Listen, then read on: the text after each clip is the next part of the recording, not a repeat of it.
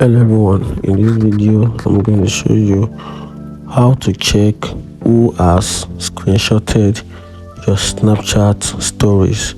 So if you want to check who has screenshotted your stories, how is that you can get it done?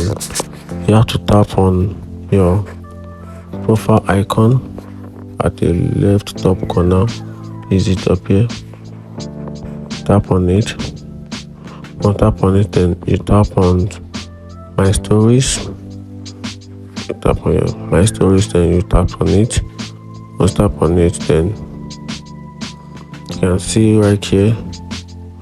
This is the story. This icon right here signifies the numbers of viewers that you have, and this button right here, this logo right here, indicates the numbers of viewers who screenshot your stories on Snapchat.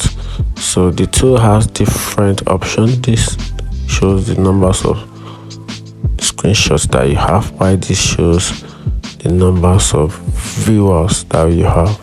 And that is how to check who has screenshotted your stories on Snapchat. If you find this video helpful, like and follow for more.